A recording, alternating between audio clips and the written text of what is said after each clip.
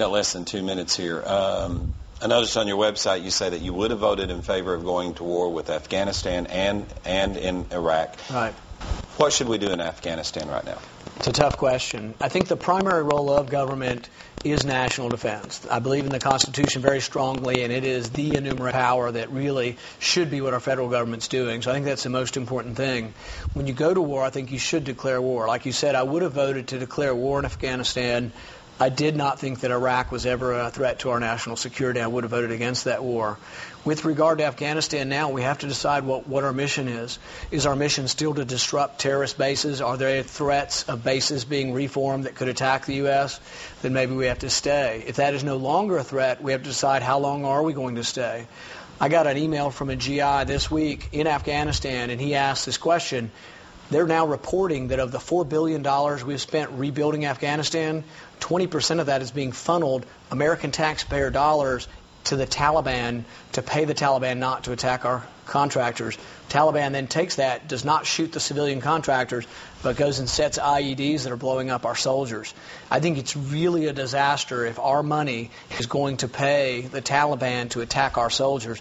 That's gotten such a muddy situation that we need to reassess what our purpose and plan is there. And I don't think our soldiers want to patrol the streets. After 8 years, the Afghanis need to be patrolling their own streets. Real quick, we got about 45 seconds, maybe less. You're going up against, as you say, the establishment. Senator McConnell's supporting one of your opponents. Can you win this election, and how will you win it? Absolutely. We've raised over $1 million. We have 12,000 contributors. We're going to beat them because people are tired of what they're getting out of Washington. I mean, I tell Republican primary voters, I've yet to meet one voter who would have voted for the bank bailout, and that's true. I've not met one Republican, and yet half of our leadership did. The leadership that is raising money for my opponent with lobbyists and with politicians in Washington, they voted for the bank bailout. No wonder they don't like me.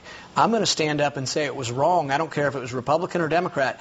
The bank bailout that gave $1 million bonuses to AIG executives who ran their companies in the ground was wrong, and I don't think Kentuckians, Republican or Democrat, would have voted for the bank bailout.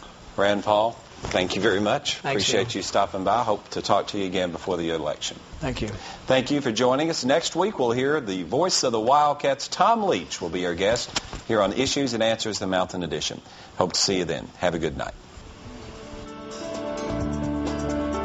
Issues and Answers, the Mountain Edition, is sponsored by Hazard Mayor Bill Gorman and the City Commissioners. Come home to the mountains.